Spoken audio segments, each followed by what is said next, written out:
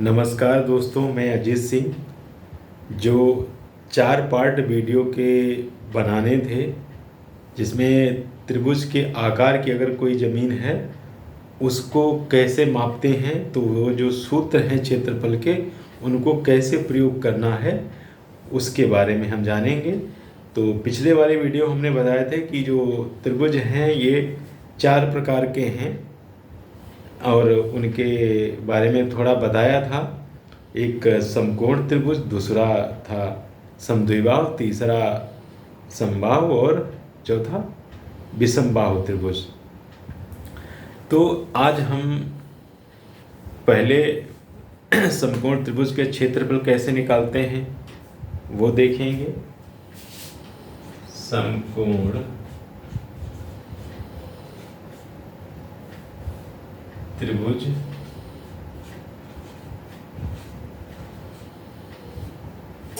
का क्षेत्रफल। तो साथियों, एक समकोण त्रिभुज इस तरह की जमीन है जिसमें एक कोण जो है समकोण यानी 90 अंश का है या 90 डिग्री का है और इसमें 2 भुजाएं पता हैं। एक ये जो आधार है ये पता है और दूसरा लंब या ऊंचाई जो भी है ये पता है। तो ये दोनों भुजाएं अगर पता है तो बहुत आसानी से इसका हम क्षेत्रफल निकाल सकते हैं। तो मान लेते हैं कि आधार इसका जो है 40 फुट है और ये लंब या ऊंचाई ये मान लेते हैं 30 फुट है। तो समकोण त्रिभुज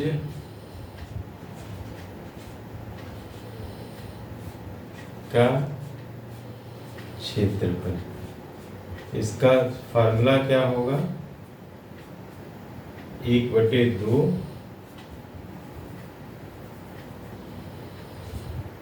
गुणे आधार गुणे ऊंचाई, ऊंचाई या लंब। अब इसको मान लिया कि आप खेत में ही हैं और वहाँ से आजकल जो पहले तो लेखपाल जरी बरी वो कुछ लाते थे, लट्ठा या हाथों से नापते थे। अब तो एक जो टेप या फीता जो राजमिस्त्री पास भी होता है, छोटा होता है, इनके पास लेखपाल लोगों के पास बड़ा सा फीता होता है जिसमें मीटर और फीट और सेंटीमीटर ये लिखे होते हैं। तो वो आप फीता लीजिए और उसको कोण को भी मतलब ये जानने के लिए कि कोण ये समकोण है कि नहीं है, 90 अंश, ये भी आपको मालूम करना पड़ेगा। जैसे भी आप जो भी कोण नापने के लिए वो इंस्ट्रूमेंट लगेंगे उससे आप कोण मालूम कर लीजिए। और जो 90 अंश कोण बनाने के लिए जो भुजाएं जहाँ पे 90 अंश जो कोण है उसको मिलाने वाली, उसको उस कोण को बनाने वाली 2 भुजाओं को आप उस फीते से माप लीजिए। अब माप लीजिए, फिर बड़ा आसान है। उन दोनों भुजाओं को आप गुणा कर दीजिए और 2 से भाग कर दीजिए, वो आपका क्षेत्रफल आ जाएगा। यहाँ पे हम एक 40 फीट है और एक 30 है, दोनों को गुणा करके हम 2 से भाग कर दिए तो ये 15 चक्कू 60, 600 वर्ग फीट क्षेत्रफल का इकाई जो वर्ग में होती है 600 वर्ग फीट हो गया। कितना आसान ये फार्मूला है। इसीलिए तो समकोण त्रिभुज ज़्यादा नहीं यूज होता है, लेकिन ये फार्मूला तो बहुत ज़्यादा कई जगह यूज होगा। जब चतुर्भुज या कई भुज वाले खेत होंगे, 5-5, 6-6 भुजाएं होंगी, तब हम उसमें उसको डिवाइड करेंगे त्रिभुज के रूप में, तो वहाँ पे यूज हो सकता है। इसलिए इसको भी जानिए और बहुत आसान है। आगे के जो मतलब हैं त्रिभुज, उनमें भी इसको हम प्रयोग कर लेंगे, काफ़ी जगह इसको हम प्रयोग कर लेंगे। तो अब दूसरा जो प्रकार है त्रिभुज का, उसके बारे में जानते हैं। दोस्तों दूसरे प्रकार का जो त्रिभुज है, या आप खेत में हैं और अपने जो त्रिभुज के आकार का खेत या ज़मीन है उसको आपने, उसकी जो किनारे हैं, उसकी जो भुजाएं आपने नाप के देखी हैं, तो वो आपने देखी है कि वो दो भुजाएं एक जैसी हैं, समद्विबाहु, मतलब दो भुजाएं बराबर हैं। तो जब दो भुजाएं बराबर हैं तो तब कैसे उसका क्षेत्रफल निकालेंगे? तो इसमें एक सूत्र भी लगाएंगे जो समद्विबाहु के लिए होगा, और एक जो समकोण के लिए अभी पहले सूत्र लगाया था वो भी इसमें लगा लेंगे। दोनों से ही हम क्षेत्रफल निकाल लेंगे। तो अगर हम मान लेते हैं यहाँ पे एक त्रिभुज है समद्विबाहु जिसमें दो भुजाएं बराबर हैं, जिसकी एक भुजा है ये 5 मीटर और ये भी 5 मीटर है, यानी दो भुजाएं एक जैसी हैं मीटर, और ये तीसरी भुजा है 6 मीटर। ये तीन भुजाएं हैं। और तब इसका क्षेत्रफल कैसे निकालेंगे? पहली भुजा बराबर 5 मीटर, दूसरी भुजा ये भी 5 मीटर है, और जो तीसरी भुजा है ये है 6 मीटर। अब इसका क्षेत्रफल समद्विबाहु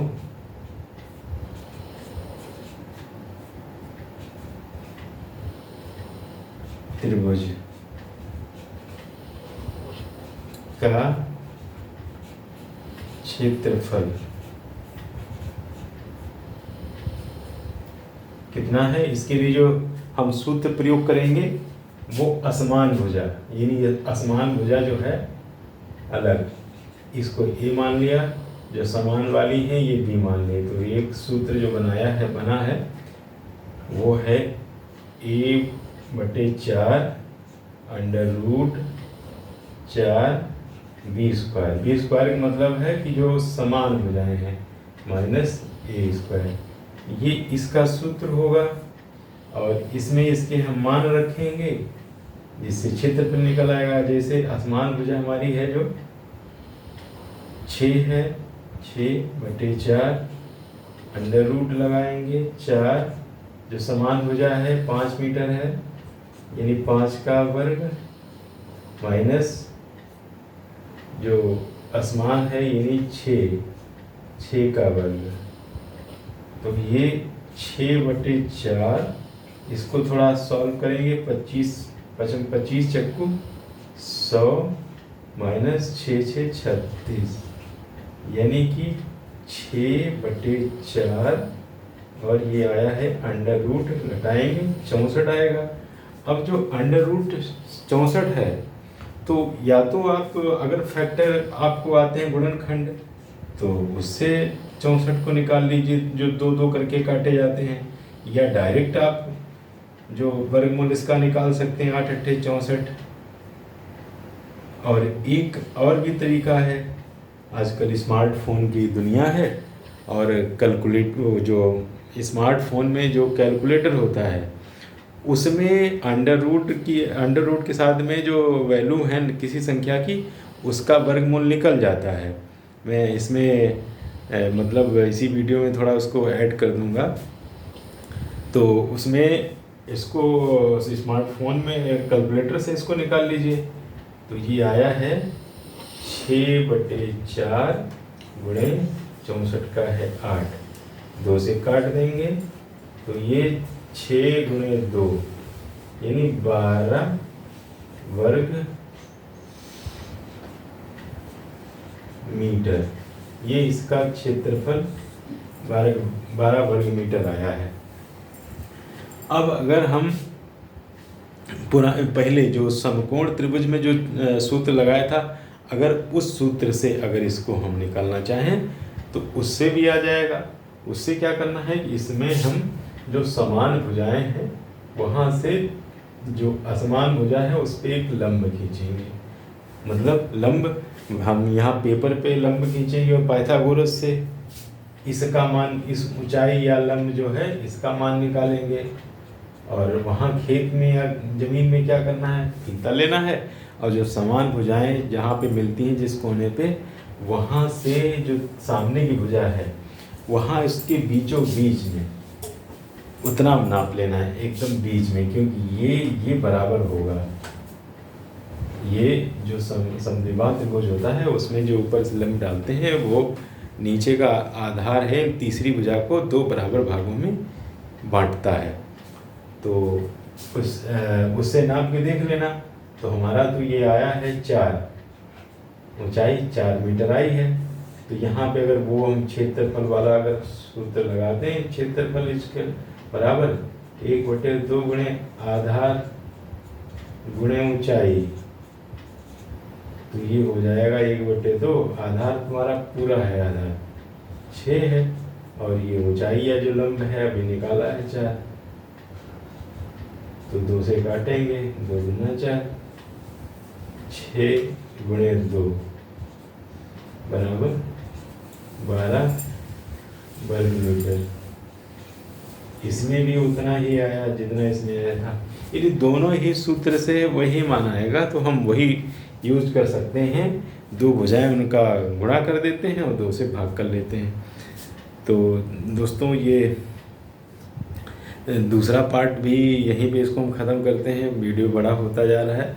अब अगले पार्ट में हम आपसे मिलते हैं और चैनल को सब्सक्राइब कर लीजिए। धन्यवाद।